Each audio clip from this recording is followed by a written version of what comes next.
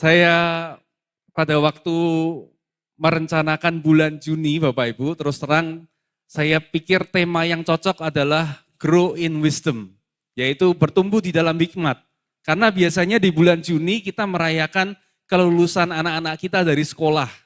Dari tingkat mereka saat ini, bulan Juni itu identik dengan wisuda. Jadi pada waktu saya berpikir apa ya tema yang tepat untuk bulan Juni, saya berpikir wah kita harus berbicara tentang hikmat, bertumbuh di dalam hikmat. Seiring dengan waktu, pada waktu saya melihat apa yang kita sudah pelajari bersama-sama di bulan Mei tentang bertumbuh di dalam ketaatan, grow in obedience, dan melihat, jujur melihat situasi bangsa dan negara kita saat ini di posisi seperti sekarang, saya melihat, wow ternyata ini sebuah timing yang sangat amat tepat. Saya merasa apa yang hari ini saya akan sampaikan akan sangat relevan dengan apa yang kita hadapi hari-hari ini. Dan apa yang kita butuhkan untuk kita bisa mempunyai kehidupan yang punya pengharapan yang pasti, yakin akan kemenangan yang Tuhan sudah sediakan buat kita. Dan saya makanya terima kasih untuk Valen, untuk Nita, untuk tim yang tadi kata-kata yang dibawakan oleh lagunya sudah menceritakan sebetulnya apa yang saya ingin sampaikan di dalam khotbah. Tapi pagi hari ini kalau saya mau sampaikan pagi hari ini, saya akan kasih judul pesan Tuhan pada pagi hari ini, judulnya adalah aturan dan batasan. Mari sama-sama katakan ya, 1, 2, 3. Aturan dan batasan. Aturan dan batasan. Nah, apa hubungannya dengan hikmat? Apa hubungannya dengan bertumbuh dengan hikmat? Aturan dan batasan. Apa hubungannya dengan hikmat? Bapak Ibu, satu kali saya sedang scroll sosial media saya, dan saya lagi menemukan sebuah post, sebuah feed yang menurut saya menarik. Silakan ditampilkan gambarnya. Berapa banyak dari Bapak Ibu yang mulai lapar pagi hari ini? Nah, saya menemukan sebuah postingan yang menarik karena berkata begini, resep dan cara membuat ayam goreng yang crispy, renyah, dan enak walaupun sudah dingin. Walaupun dalam keadaan dingin tetap crispy dan tetap renyah dan tetap lezat. Wah, saya tertarik Bapak Ibu. Mungkin malam-malam sambil lapar gitu ya, saya lagi scrolling lihat itu. Wah, ini menarik nih. Apa nih resepnya? Terus kemudian diberikan resepnya. Minyak gorengnya tidak boleh hanya minyak goreng. Minyak gorengnya harus ditambahkan dengan beberapa hal. Wah, saya pikir menarik ya. Perlu coba ini. Ini ayam goreng, ini menarik nih kalau dicoba nih. Tapi pada waktu saya lihat postingannya selesai, saya tiba-tiba tertarik untuk baca komennya Bapak Ibu. Kalau Bapak Ibu lihat di posting Facebook atau di IG atau TikTok itu kan selalu ada kolom komentar ya Bapak Ibu ya. Kolom komentar. Saya tiba-tiba iseng buka kolom komentar. Pada waktu saya buka kolom komentar, Bapak Ibu tahu apa yang saya temukan? Ada beberapa komen yang menurut saya menarik perhatian saya. Karena dia berkata, bagus sih, enak, lezat, dijamin cepat kena kanker. Kaget saya.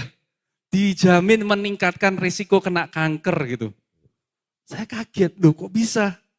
Saya jadi makin penasaran, kok bisa dengan cara memasak seperti ini, dengan menambahkan bumbu, ya saya sebut aja ya, tidak nyebut merek, margarin dengan bawang putih, bisa membuat ayam lebih enak, tetapi punya resiko untuk meningkatkan resiko kena kanker.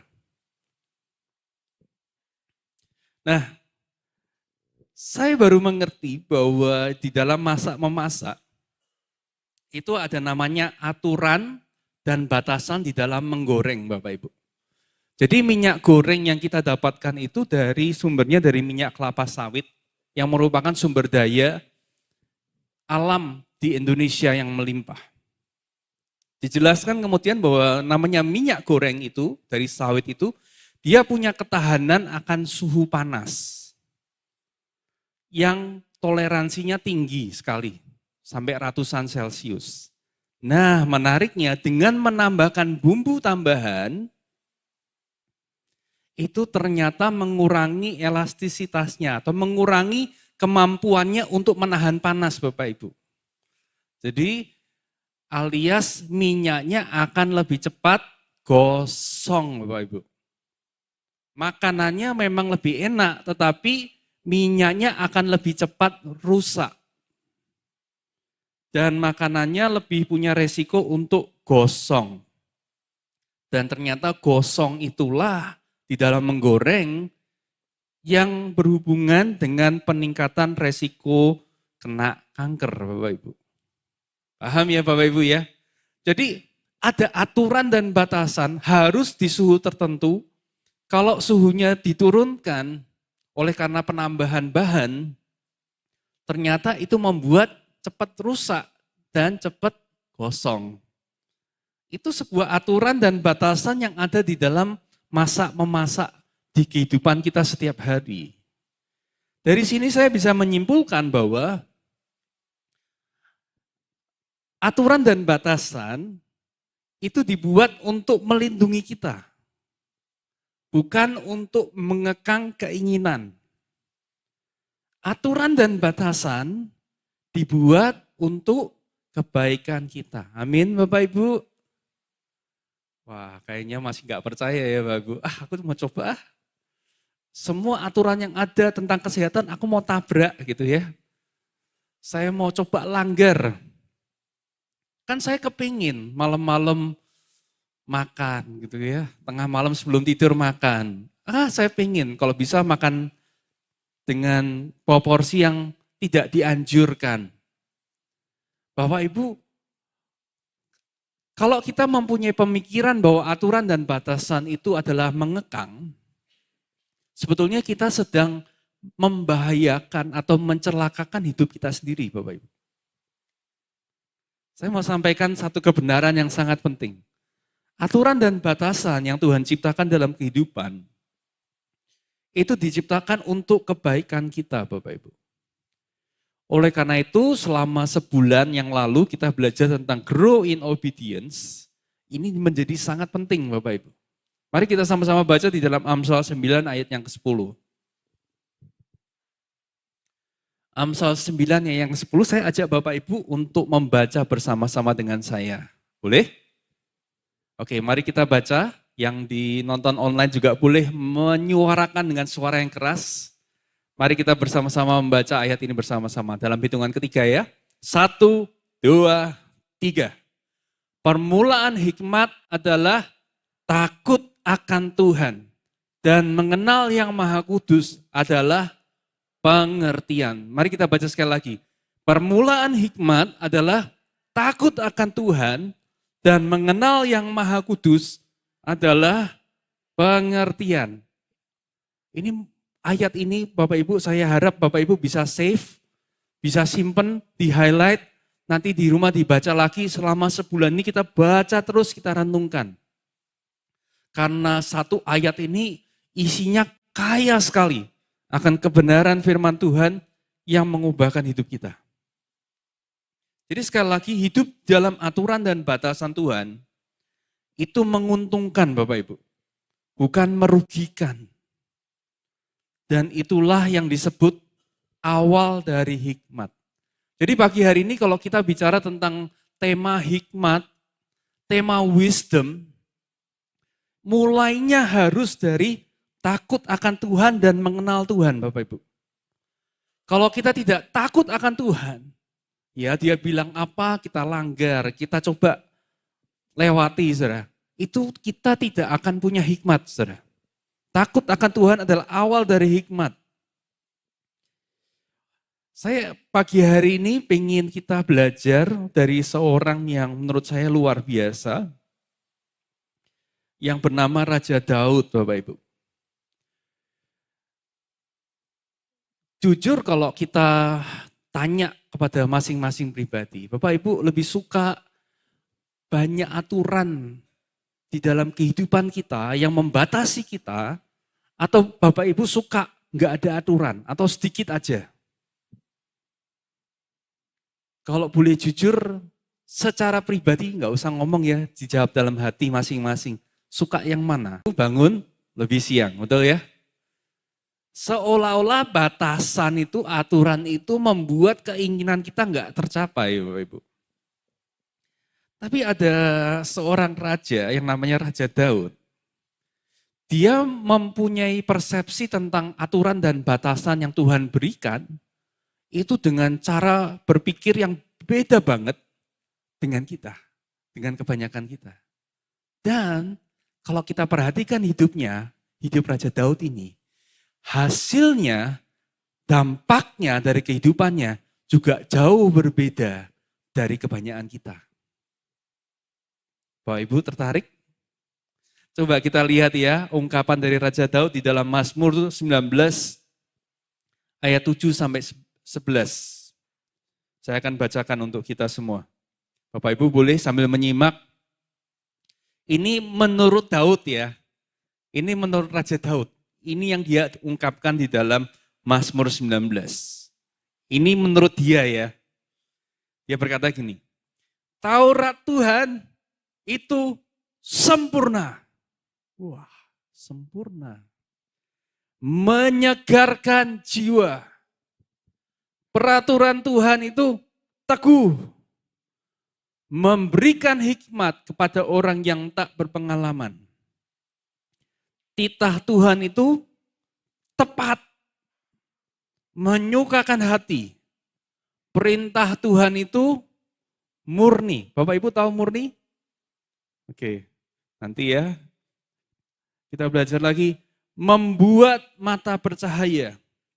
Takut akan Tuhan itu suci. Tetap ada untuk selama-lamanya. Hukum-hukum Tuhan itu benar. Adil semuanya. Lebih indah daripada emas. Oh, lebih indah daripada emas. Wow. Bahkan daripada banyak. Ayo yang suaranya punya cokim yang keras. Bilang apa? Lebih banyak dari emas tua. Dan lebih manis daripada madu. Bahkan daripada madu tetesan dari sarang lebah. Lagi pula hambamu diperingatkan oleh semuanya itu. Dan orang yang berpegang padanya mendapat upah yang, kayaknya bacanya enggak begitu ya. Upah yang besar.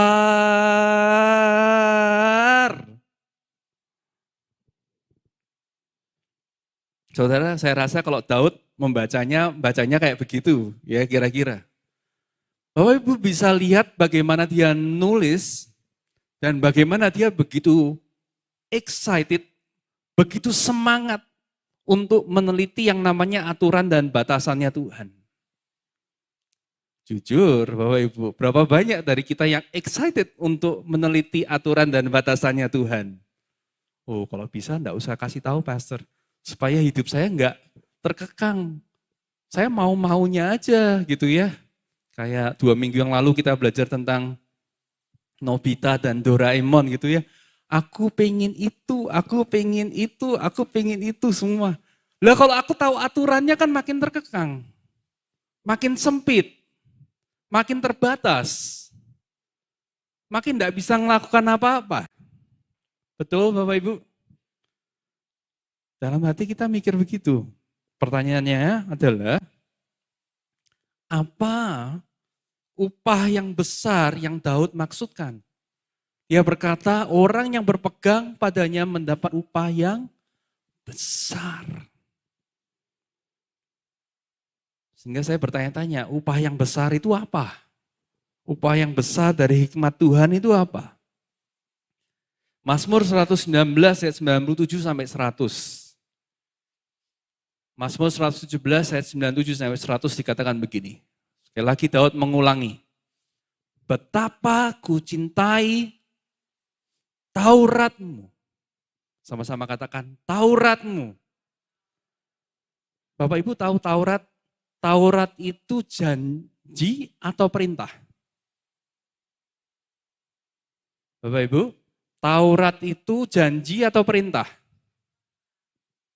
Perintah ya. Kalau kita dengar janji, itu menyenangkan ataukah aturan lebih menyenangkan? Janji dong. Kalau dijanjiin berkat besar ya itu menyenangkan. Tetapi Daud berkata bukan janji. Tapi dia berkata betapa kucintai Tauratmu. Aturan dan batasanmu kucintai. Aku merenungkannya sepanjang hari. Bayangin saudara, aturan dan batasannya direnungkan sepanjang hari. Bukan janjinya loh ya. Kalau bilang, mari kita renungkan janji Tuhan. Mari dengarkan janji Tuhan. Mari kita punya pengharapan. Semangat tak Bapak Ibu? Wah semangat. Ya apalagi situasi lagi begini ya. Tapi Daud berkata, yang kucintai adalah Tauratnya. Wow. Betul-betul POV yang berbeda sekali ya. Bapak Ibu ya. Beda banget ya. Wow, apa yang menarik nih. Ayat 98. Perintahmu membuat aku lebih bijaksana daripada musuh-musuhku. Sebab selama-lamanya itu ada padaku. Bapak Ibu penting nggak untuk lebih bijaksana dari musuh kita? Nggak penting ya Bapak Ibu ya. Musuh lebih pintar lebih bijaksana dari kita, itu nggak apa-apa ya Bapak Ibu ya. Firman Tuhan berkata, membuat lebih bijaksana daripada musuh-musuhku. Bayangin.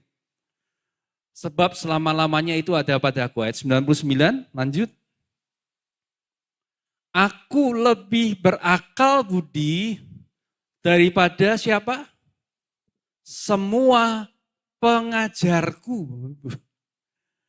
Lebih pintar dari gurunya, lebih pintar dari dosennya, lebih pintar dari profesornya, Bapak Ibu. Sebab peringatan-peringatanmu kurenungkan.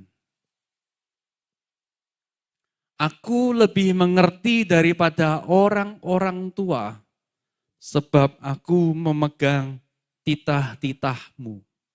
Wow, saya mikir, apakah karena ini Raja Daud hidupnya sangat-sangat wow.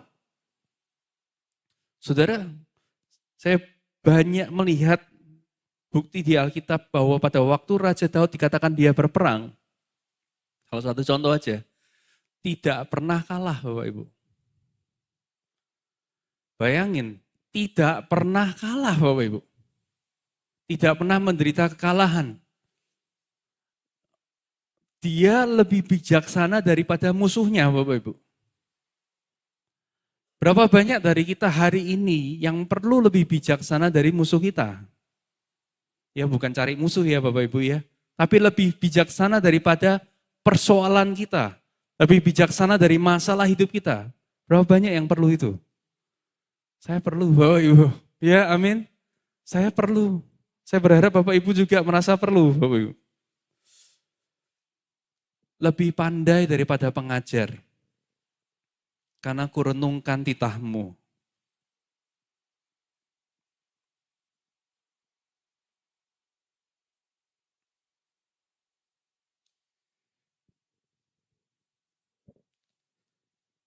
Raja Daud menyampaikan bahwa yang namanya umur itu tidak menjamin orang bijaksana Bapak Ibu.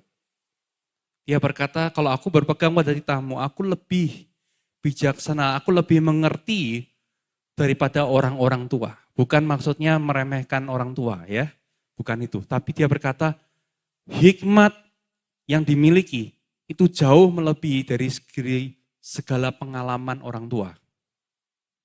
Itu yang dijanjikan oleh firman Tuhan.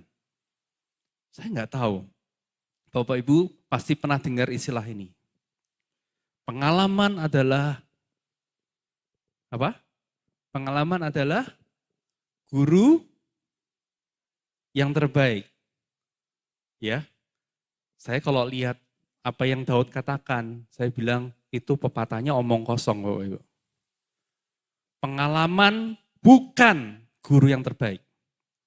Pengalaman bisa menjadi guru, tapi bukan yang terbaik. Kenapa? Karena yang namanya pengalaman memberikan kita pengetahuan. Betul ya Bapak Ibu ya?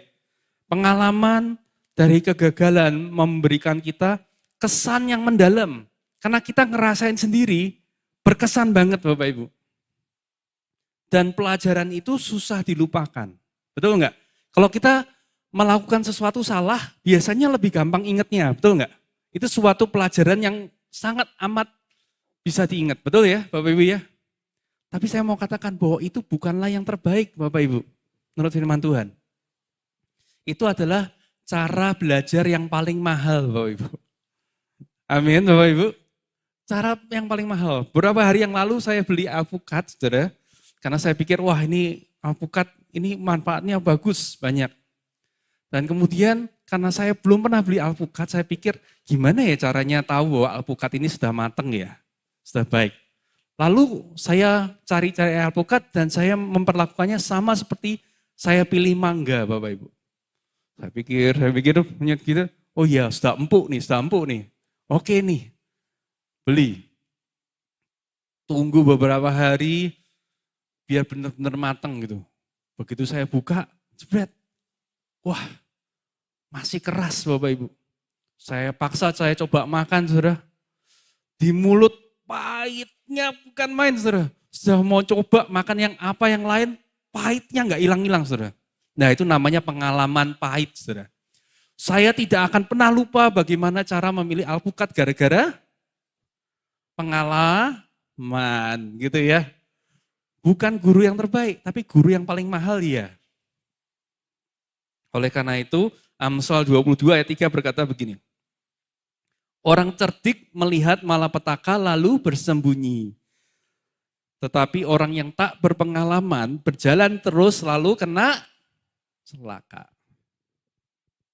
Jadi kesimpulannya gini Bapak Ibu. Orang bodoh, silakan. Orang bodoh belajar dari kesalahannya sendiri. Orang pandai belajar dari kesalahan orang lain. Ya Bapak Ibu jangan tiru saya. Oke. Orang bijak belajar dari firman Tuhan sebelum hal itu terjadi. Nah itu namanya hikmat Bapak Ibu. Belajar sebelum terjadi. Kalau Bapak Ibu selama khotbah ini tadi sudah dengar ada beberapa kata yang kita dengar, ada kata pengetahuan, pengertian, dan hikmat. Saya mau kita untuk bisa sama-sama melihat gambarnya dulu. Ya, kita lihat gambarnya dulu. Kembali ke ilustrasi ayam goreng tadi ya. Apa bedanya pengetahuan, pengertian, dan hikmat? Ya Bapak Ibu kalau mau catat yang berikutnya boleh, gambar berikutnya. Jadi pengetahuan definisinya adalah informasi. Semakin Bapak Ibu punya banyak informasi, Bapak Ibu semakin menjadi orang-orang yang berpengetahuan. Setuju? Dapat informasi itu namanya pengetahuan. Apa yang kita tahu. Contoh di ayam goreng itu adalah mengapa terlalu gosong meningkatkan resiko kanker.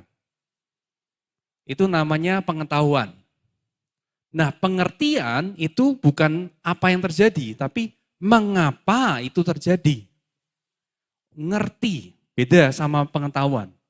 Mengerti itu mengapa itu terjadi. Contoh, saat protein itu dipanaskan dalam suhu tinggi, itu membuat senyawa, ada 2 senyawa yang keluar berbahaya, yang terbentuk, yang berkaitan dengan kenaikan resiko kanker, Bapak Ibu. Nah itu pengertiannya. Oh jadi bisa naikkan resiko kanker karena itu. Gorengan yang gosong itu ternyata berbahaya karena itu. Nah itu namanya pengertian Bapak Ibu. Namanya hikmat itu yang paling penting buat saya. Yuk kita baca. Apa yang saya harus lakukan? Jadi kalau intinya, kalau kita harus menggoreng, kita harus sesuai dengan aturan dan batasan tertentu Bapak Ibu. Tidak boleh menggoreng dalam suhu yang terlalu tinggi, apalagi pada waktu kita sudah mencampur dengan bahan lain. Saya belajar mencampur dengan bahan lain, kenapa merusak? Karena mereka punya kandungan air yang lebih tinggi. Jadi suhunya ikut turun Bapak Ibu. Nah itu ya sedikit pengetahuan. Hikmatnya adalah kita harus hidup sesuai dengan aturan dan batasan. Bahkan goreng-menggoreng pun ada hikmatnya Bapak Ibu. Jadi kalau Bapak Ibu pagi hari ini belajar bersama-sama, saya minta tim praise and worship bisa bersiap maju ke depan. Hikmat itu saya simpulkan adalah sesuatu yang aplikatif Bapak Ibu. Setuju nggak? Pengetahuan itu mengisi kepala kita.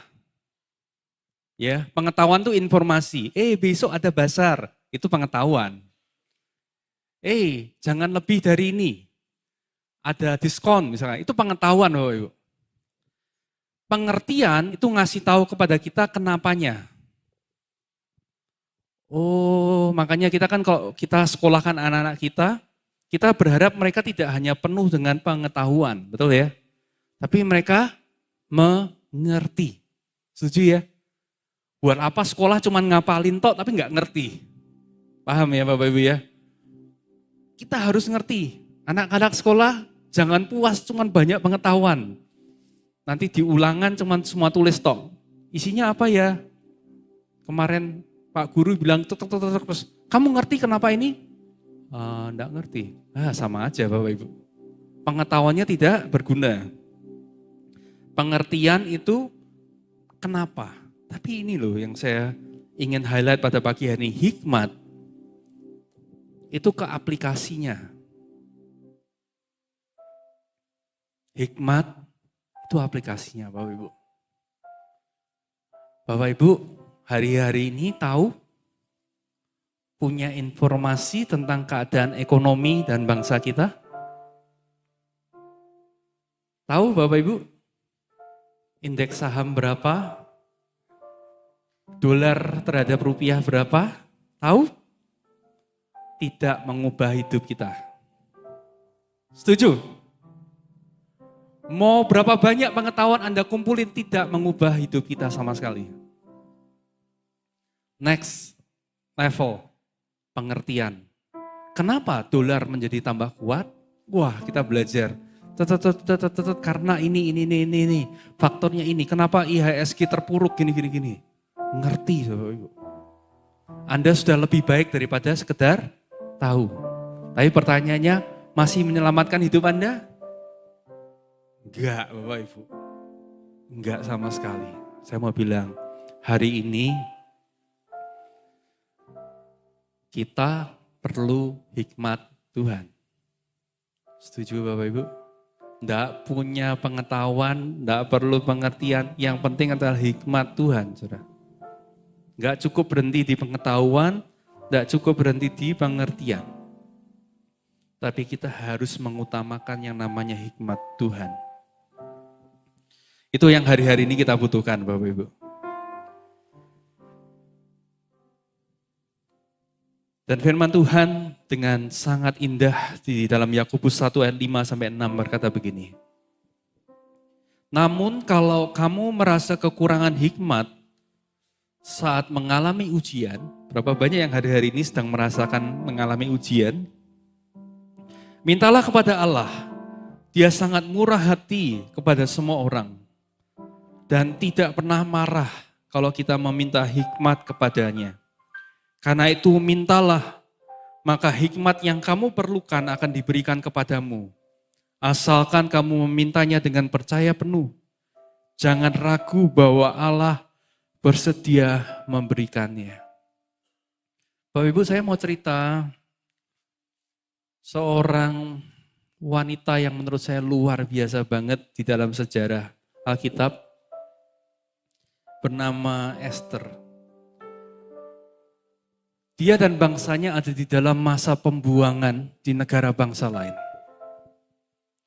Sampai satu kali ada sebuah ujian yang menurut saya sangat berat.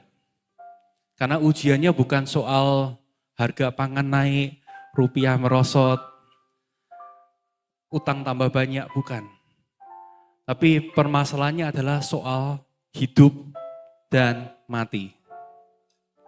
Ada sebuah perintah di mana semua orang Yahudi di dalam kerajaan Persia, 127 provinsi, dari Eropa sampai ke India, Bapak Ibu, luasnya, itu harus dihabisi semua,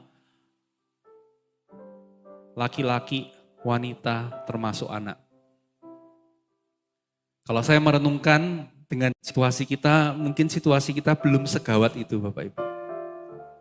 Tapi yang saya lihat di dalam buku Esther adalah Tuhan bekerja dengan cara yang menurut saya sangat luar biasa, sangat misterius. Kata Tuhan, nama Tuhan tidak disebut di dalam kitab Esther. Satu-satunya mungkin di dalam seluruh Alkitab di mana tidak ada kata Tuhan di dalam kitab itu. Tapi menariknya di balik semua peristiwa, semuanya tentang Tuhan, Bapak Ibu. Esther harus mencari cara untuk dia menemukan solusi. Bagaimana ini? Bukan cuma solusi pribadi, bukan cuma solusi keluarga, tapi solusi seluruh bangsa. Dia datang kepada Tuhan, dia menemukan namanya hikmat. Saya percaya kalau kita mau untuk mencintai aturan, mau mengenal Tuhan, kita akan jadi orang-orang yang bertumbuh di dalam hikmat Tuhan. Sebagaimana Esther, dia juga mau merendahkan diri, dia juga mau untuk minta hikmat Tuhan. Saya dapati ada satu hal yang menarik Bapak Ibu. Saya menemukan gini, ini perenungan saya. Orang yang terus menghidupi firman, boleh ditampilkan? Orang yang terus menghidupi firman dalam hidupnya akan berpindah dari pertanyaan ini. Apakah ini dosa atau tidak? Apakah ini dosa atau tidak? Pastor, ini dosa apa enggak ya? Dosa atau enggak ya? Tapi dia akan pindah ke pertanyaan ini. Menjadi, apakah ini menyenangkan Tuhan atau tidak? Orang yang menghidupi firman, itu hidupnya enggak akan selalu tanya, ini dosa apa enggak, Bapak Ibu? Jadi, ininya buat kita Bapak Ibu, kalau Bapak Ibu ketemu mungkin di gereja, mungkin di persekutuan atau di tempat lain gitu ya, sedikit-sedikit tanya, ini dosa apa enggak sih? Ini dosa apa enggak sih? Ini dosa apa enggak? Jangan tanya advis masa depan dari dia, saudara. Salah alamat pasti. Orang itu enggak kenal Tuhan, jangan tanya dari dia. Jangan minta pendapat dari dia. Kalau dia isinya tanya, ini dosa atau enggak ya? Ini dosa atau enggak ya? Itu betul-betul enggak kenal Tuhan.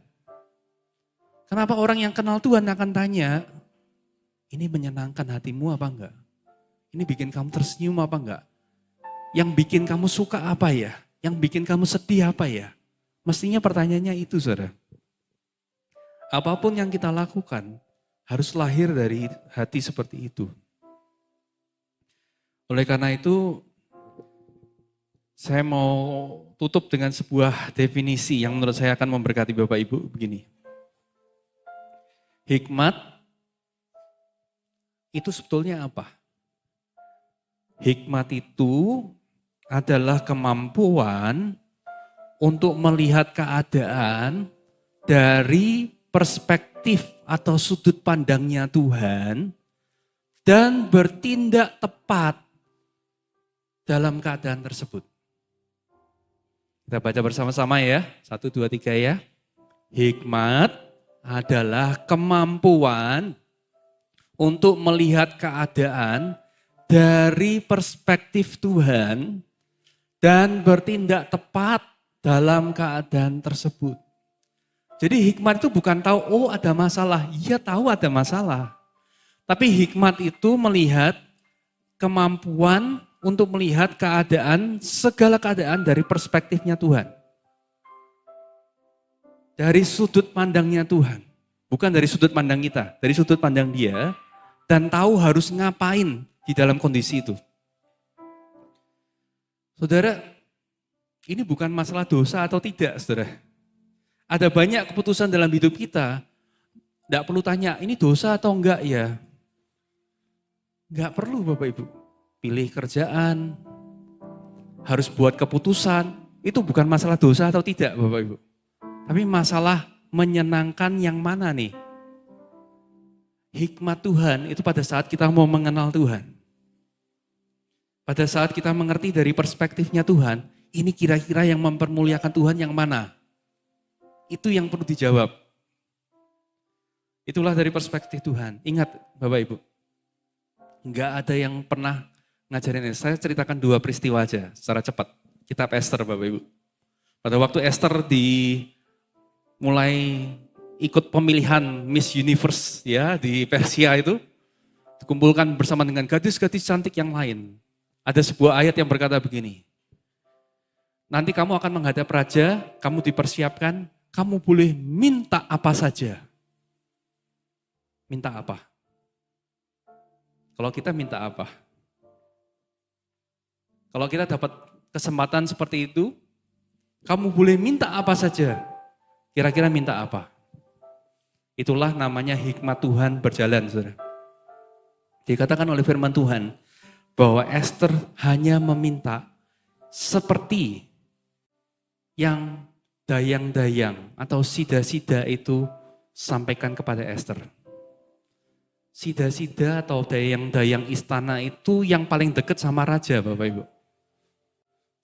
Esther hanya meminta apa yang direkomendasikan sama dayang-dayang, bukan apa yang dia mau.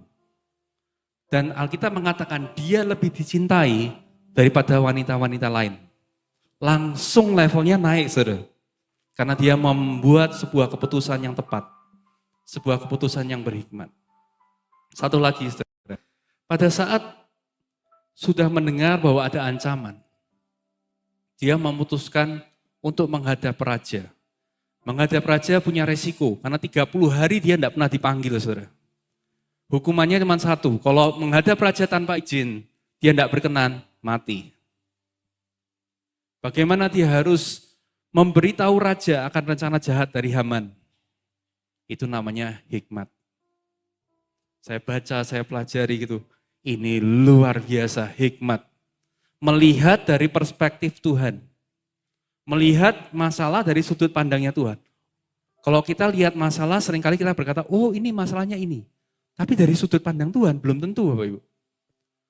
Masalah yang sebenarnya adalah ini ya Bapak Ibu. Dan dia dikasih hikmat untuk ngerti gimana cara menyelesaikannya. Saya renungkan kenapa Esther nggak langsung bilang, oh ini ada orang mau celakain saya. Dia bilang, apa yang kamu minta? Setengah dari kerajaan pun akan aku kasih. Esther bilang apa? Aku minta Baginda dan Haman untuk bisa datang ke pesta yang saya adakan. Hikmat. Pada waktu sudah sampai momennya, sudah datang saudara. Dia tanya, minta apapun. Minta apapun. Dia bisa bilang, selamatkan saya. Gitu. Tapi sengaja dia nggak ngomong gitu saudara. Dia bilang, saya mau Baginda dan Haman untuk datang yang kedua kali di pesta yang saya adakan besok. Waktu saya renungkan kenapa dia melakukan itu. Saya bilang, wow. Itu hikmat yang tidak terpikirkan oleh kebanyakan kita saudara.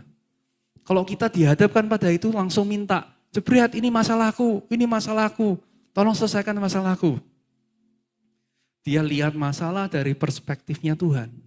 Sama sekali nggak lihat dari perspektif manusia Bapak Ibu.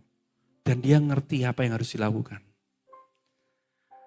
Ingat, Esther tidak pernah sekolah kejuruan, masuk universitas untuk menjadi ratu. Tidak pernah ikut training untuk menjadi ratu, bagaimana berkata-kata bijaksana, nggak pernah Bapak Ibu. Tapi dia tahu dari mana saudara, harus melakukan apa? Dari mencintai Taurat Tuhan. Mencintai aturan dan batasan yang Tuhan berikan.